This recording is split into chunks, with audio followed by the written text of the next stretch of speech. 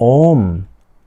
The word Om, or rather the sound Om, is a very meaningful sound, not just in the Hindu tradition, but for everybody else.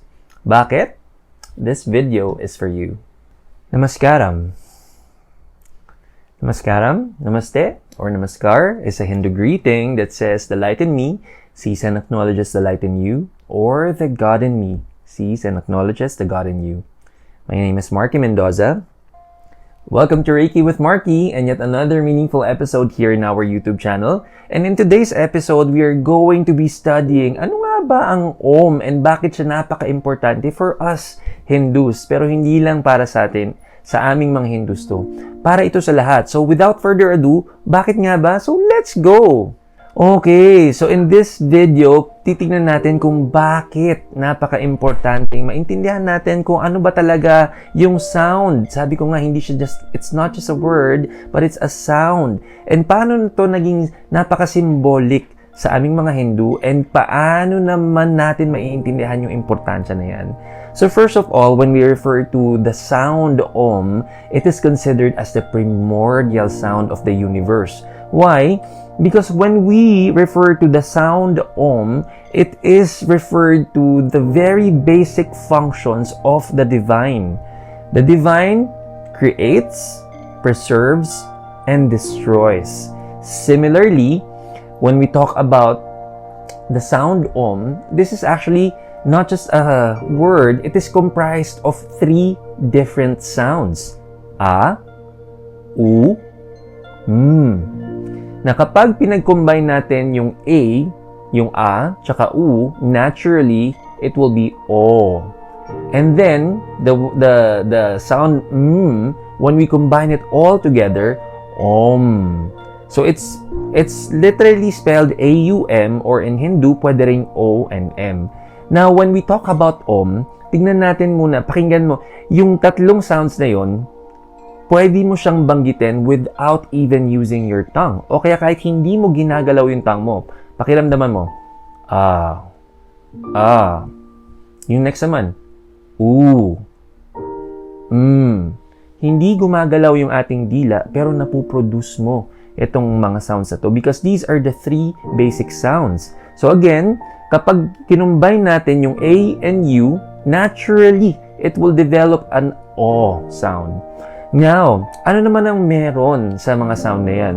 Pakiramdaman mo rin kapag pinopronounce mo o pag sinasabi mo yung sound na A, dito mo siya mararamdaman sa may chan natin. Pag yung U naman, mararamdaman natin yan dito sa may heart natin. Kapag mararamdaman natin yan dito sa throat natin.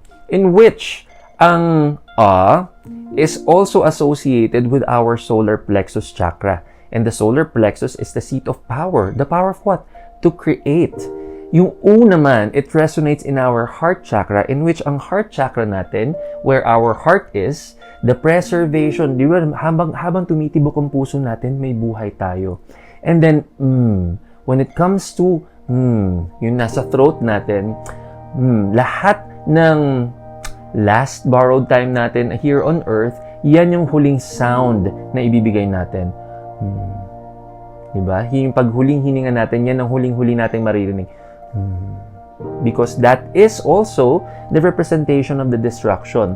Now, in Hinduism, the Holy Trinity, Brahma, he is the God who is in charge of creation. He created everything. Lord Vishnu is the one that preserves the universe. And Lord Shiva, he is the god of the destruction. So the words the sound Om is a representation of the Holy Trinity, the divinity which represents the natural cycles that happens in our life. Naturally, we're being created as God creates. Naturally, God preserves. Naturally, God also destroys. And it is a divine cycle that keeps happening and happening. Anytime that we are also looking at right now, anytime, somewhere, somehow, may nakikreate. Somewhere, somehow, yung life na may maintain. Somewhere, somehow, life is being taken. Because it's really part of the process Om is the sound of divinity that is within all of creation. And kung tutuusin, ito talaga yung pinaka-function ng divine, to create, to preserve, and to destroy. Now, as also, the moment na lagi natin sinasabi yung sound na Om, we are also reminded of our divine nature. Remember, we are created in the image and likeness of God. But hindi lang yun. And remember the episode, I Am, the power of I Am, wherein we have focused on this topic. Remember that even the words Om is a clear representation of that. Na yes, we are made in the image and likeness of God, but also our divine nature. Within us, we have the capacity to create. We have the capacity to preserve, and also we have the capacity to destroy and to repeat it as a process. Chanting Om, as simple as chanting Om, allows us to be reminded of our divine nature. The moment na pinauulit-ulit natin to, pinauulit-ulit din natin sa sarili natin to remember kung ano talagang capacity natin. Not just as human beings, but also our divine nature to create, to preserve, and to destroy. Also, the more na sinasabi natin, kaya naman maririnig nyo madalas ang mga words na Om in mantras or in prayers or in meditation is because the more we say it, the more na pinauulit-ulit natin, the more na naaalala natin ang divine nature natin. Siyempre, ang word na Om is also considered and adapted in all different belief systems. In Islam, Amin, and in Christian and in the Catholic faith, Amen, kung pakikinggan niyo ito, also involves those primordial sound, those vibrations, because ang literal meaning kasi ng Amen and Amin, and so it is. And so it is, when we say those words, and so it is the capacity and the ability to create, preserve, and to destroy. Similarly, just like what Om is. Kaya naman, in every belief system, ito lagi yung sasabihin natin sa dulo. Pero in Hinduism, ito lagi ay nasa umpisa. To remind us, sa umpisa pa lang ng prayer natin, inire-remind na tayo ng ating divine nature. It's that amazing. Now, the more na we say these Oms, ang mga benefit naman natin, especially when we do it in our meditation, it definitely allows you to be calm, it allows you to be very relaxed, and it brings us to our center. It grounds us because we are always being reminded of our inner capacity, our divine capacity.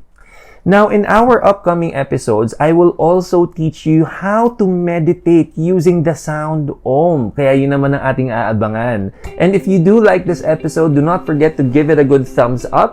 And also, baka naman meron tayong mga pinagdadaanan and you would need Reiki with Marky's advice. Naka-flash sa screen natin ang ating email address. Please send us an email and we will be happy to dedicate one episode for you for our Dear Marky episode.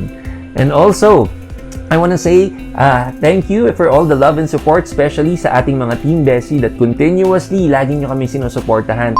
Rest assured na we will continuously provide more meaningful contents para lalo pa tayong makatulong.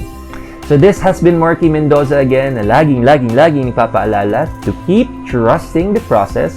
Namaskaram.